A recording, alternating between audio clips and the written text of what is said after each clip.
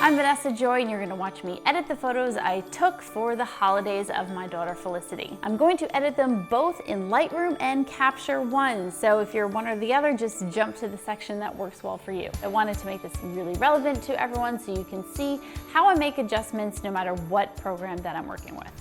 So I have all of my photos here. I shoot RAW plus JPEG, and if you're curious about my folder system and how I organize my photos, I do it by year, then month, day, and then the event or whatever it was that I was shooting. I have all the RAW files here, but I also shoot to JPEG so that I can create an offsite backup of all of the JPEG folder or JPEG files right away. It's just nice to be able to back them up somewhere that's not my studio, not my computer, and it lets me have easy access to the raw files anywhere in the world. I'm going to drag all of the files into Photo Mechanic. I use Photo Mechanic for sorting my files, culling them, selecting my favorites, renaming them, copying them different places. If you're not familiar with Photo Mechanic, it's a very quick way to do all these things. You can sort by a ton of different criteria, which is helpful if maybe you're looking for photos that you took with a certain lens, or maybe you shoot with different cameras, and you can of course sort by file type like you see here so that I can look at only the RAWs. You could also combine the RAW and JPEG so that you're not looking or having duplicate photos within the program. You just press spacebar to look at them a little bit larger, or you can enlarge the thumbnails as you go through. This is a good example of what we're looking for when we were shooting through the lights. If you haven't seen that YouTube video, make sure that you go and check it out. I'm gonna just press 1 and that changes the color to pink. And I'll just go through and try to find all of the best photos. I'll narrow them down later and zoom them in just to make sure they're perfectly sharp. But for now, I'm just looking for good expressions, good crops, and they don't always have to be smiling, at least for me. I don't mind my kids not smiling. And you can see here sometimes, the effects that we're working with don't always work. Sometimes the lights are covering your subject's face and you just have to shoot a little bit. It's like a magical lineup between having your settings work, getting in focus, and then getting whatever you're photographing to cooperate. But there are some really cute ones here, Felicity. So now that I've chosen my favorites, I can come down to the right-hand corner and deselect anything that I did not mark. So it's just going to end up showing all of my pink selects. And there are a whole bunch of images here, I think 32 images from the 100 and something that I shot. And at this point, I'm going to go through and compare ones that are similar. So I could just put them side by side here, decide which one I like a little bit more for whatever reason. Maybe there's a better expression, maybe it's a little bit sharper, maybe the effect that I was doing was working out better in one or the other.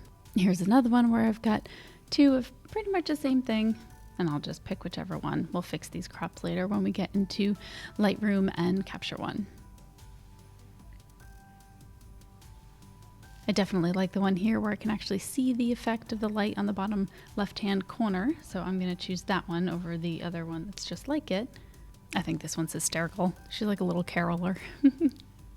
All of these were shot with the Canon EOS R using the 85mm lens, and the lens does go down to a lower aperture than I was using. It goes down to 1.2, but I was using it mostly at 2.5. I've got moving subjects, even though the autofocus and eye detection works out really well. You just want to give yourself a little bit of leeway, although being at 2.5 isn't that much leeway. Now we've broken it down to 19 images.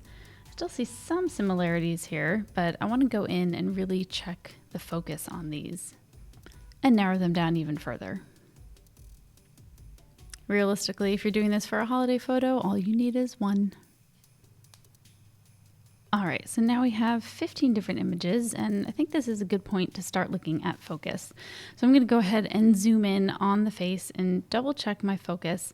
I try to make sure it's at 3/4 or 1 on the zoom scale in Photo Mechanic. That gives me a good example just to see how it focuses.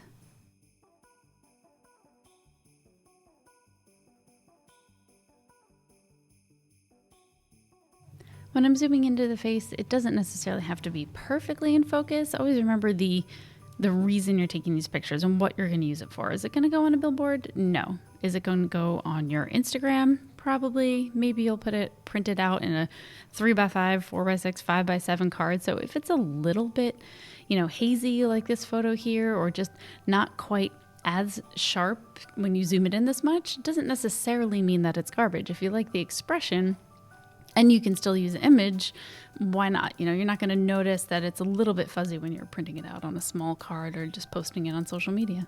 Plus, we can always sharpen it later in post-production.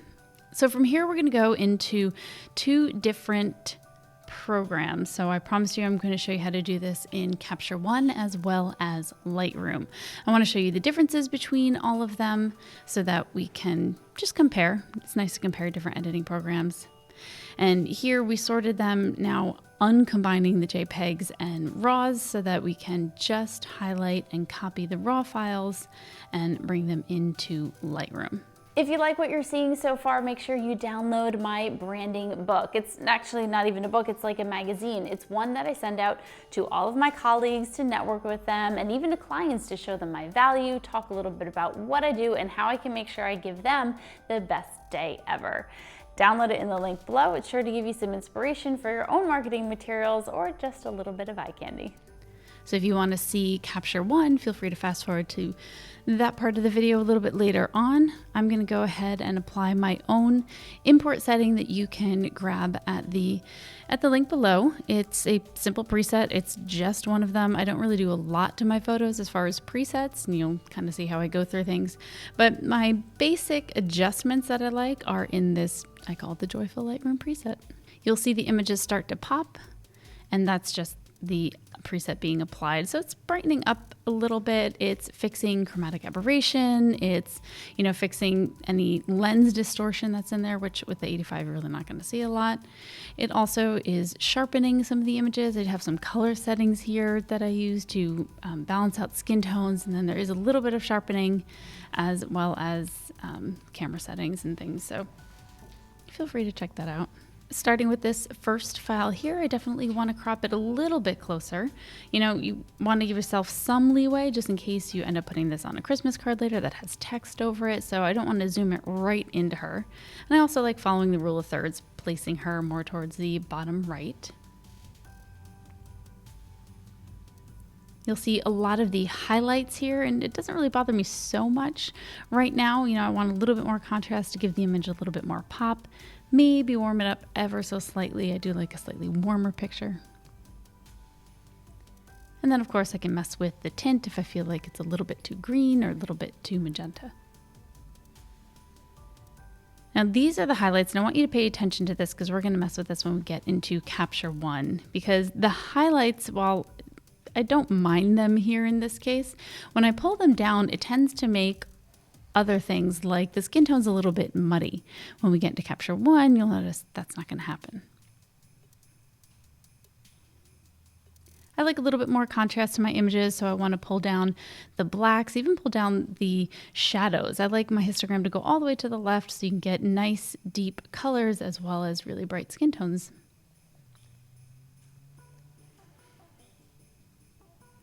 Now from here, I can go to the next photo and just hit previous. It is going to apply the crop, so I'll just reset that part.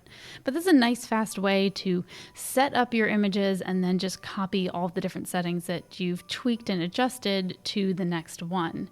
Now, of course, every photo is different, so that isn't going to be perfect every single time, and I am going to have to, you know, bring this exposure up a little bit versus the picture before needed to go down, mess with the contrast. You're still going to have to do little things to your images, even though you're copying and pasting most of your settings.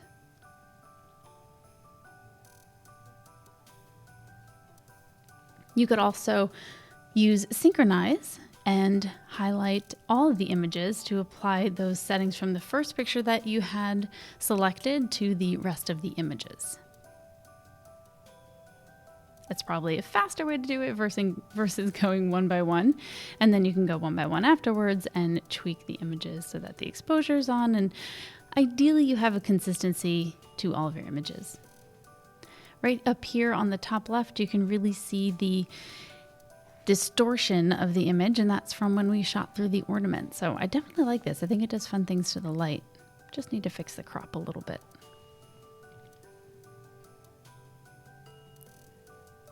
Wanted to pull up the exposure here. It's not the sharpest picture in the world because Judah just kind of ran in, so I snapped a shot while I was photographing Felicity behind him.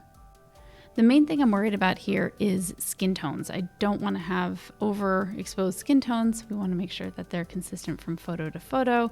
And then the pajamas also are consistent in color and what they look like. I'm going to pull the highlights back up and not recover them as much, and then just turn down the exposure overall. And I think that gives me a more natural looking image. Now you can mess with just the skin tones down here in the HSL if you would like. I'm going to pull down the exposure just so I can exaggerate showing this to you. But your hue, saturation, and luminance is a great way to adjust for skin tones. And you've got this little selector tool here that you can select and then just click on any area in the photo and drag up or down if you're trying to just brighten that. Now it is going to affect the entire image and all of the colors, you know, that are in the image, not just where you select. So it's not going to know just the skin tone, but it's a nice way to do that.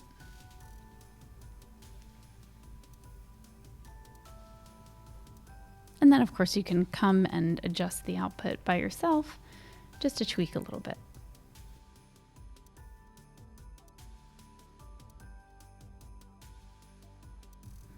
These next few photos we moved out of my main source of the window light, so I'm going to have to do a little bit more adjusting just to keep them consistent because it's not the same light source that I had for the rest of the pictures.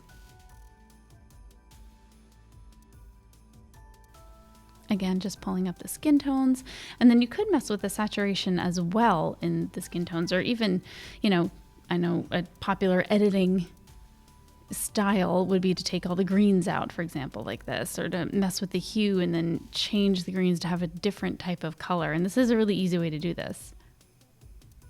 It's not my style, but it's nice to know how to do it. And then at any point you can just double click on any of your settings and it will reset it back to 0.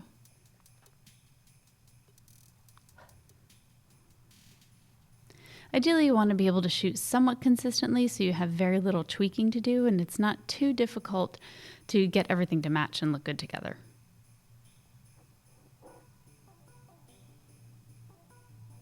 And every once in a while, if you've got a set of images that are really similar, you just hit previous so that you're copying and pasting the settings from one photo to the next. And you can see the before and after difference here. So if I go from like my paste settings to, you know, what it was like upon import, it's not even that much, and I can actually reset it all the way so you can see that's really right out of camera, and then that's what I edited it to. So I don't have a ton of stylistic looks. I'm just going for something that's natural but a little bit more dreamy, definitely has a little bit of pop in there, and that's my main goal. Woo, this one's a little bit bright. Let's just pull that exposure down, and then definitely need to fix the crop here.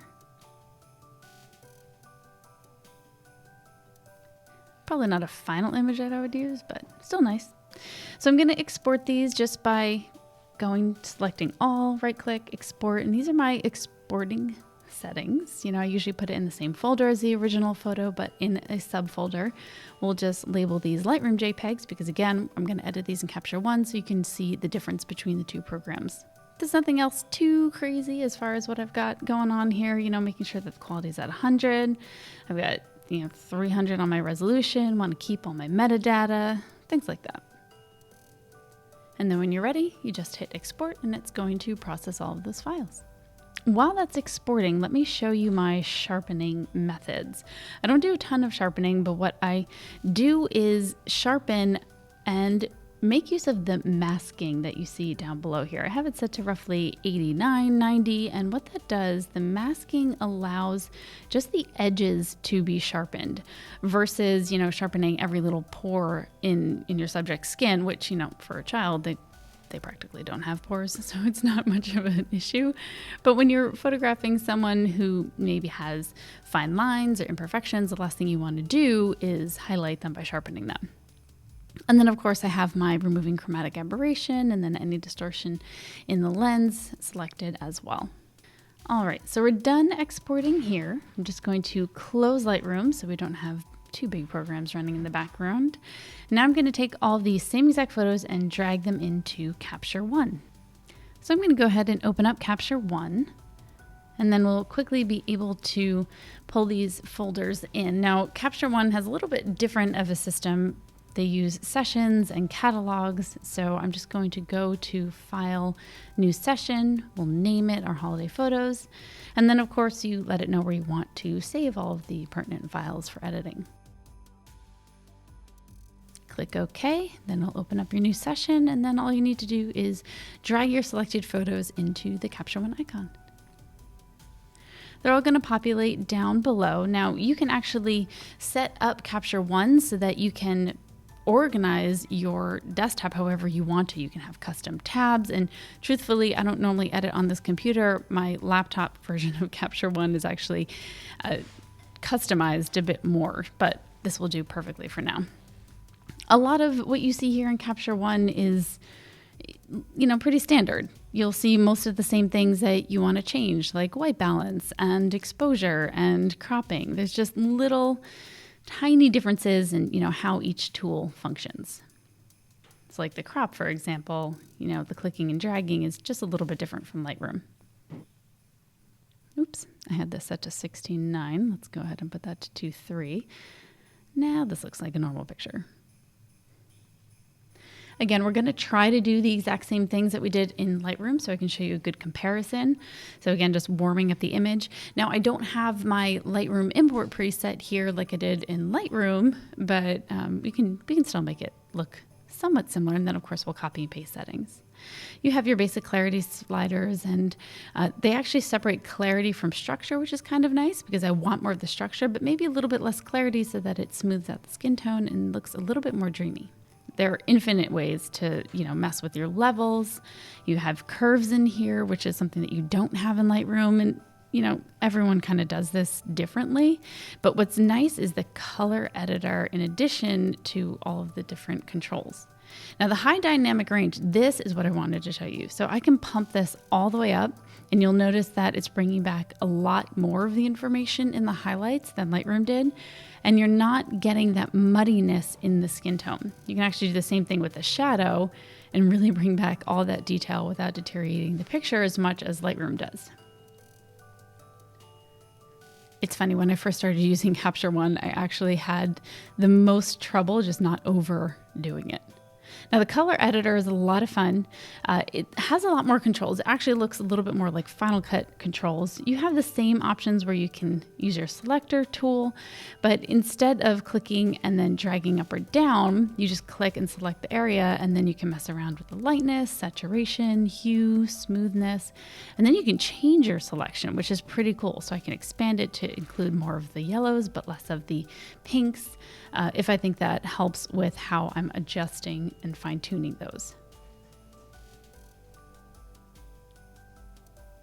Now, what we won't get into here is you can actually create layers on this, and you can select all of those hues and saturations and only affect the skin tones versus affecting the entire picture, which is, just cool to know. Again, we're not going to get into it right here, but it's good to know the functions. Now I just copied and pasted the settings from the previous picture just like I did before, and then of course we're going to do a little bit of tweaking. This photo was just a little bit darker in the shadow, so we're going to pull that up. I tend to like using levels and then watching my histogram as well. Add a little bit of contrast here. Again, I like my photos to have a little bit of bump, a little bit of pop to them, but of course nice and bright where I want the viewer's eye to go. And then I'm just going through one by one and pasting the settings. And the keyboard shortcut for that is Shift-Command-C to copy the settings, and then Shift-Command-V to paste the settings. My little caroler. Most of these were shot in the same light, so it's pretty accurate when I paste my settings, but everything always needs just a little bit of tweak. You've got your same types of sharpening settings that you have in Lightroom. They're just named a little bit differently. You've got threshold as opposed to like masking. You've also got halo suppression, which is that kind of weird glowy look when you sharpen an image too much. So you can actually sharpen it and then suppress that halo look. And of course you've got your lens corrections and all of the different lenses that it can read in here. I was actually using the 85, but it looks like it doesn't have that, probably because I haven't updated my software in a little while. We'll just use a 50. That'll be close enough.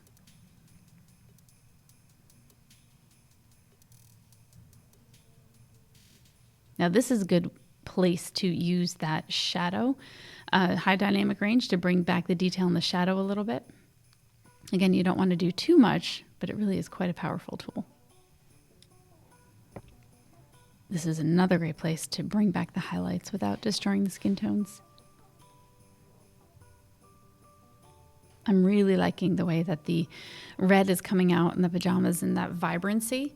I find that messing with the levels and just bringing up that bottom black side really helps make the color pop. Give the image a little bit of contrast without overdoing it in the highlights. Just gonna paste all these settings here. Then go through and tweak a little bit.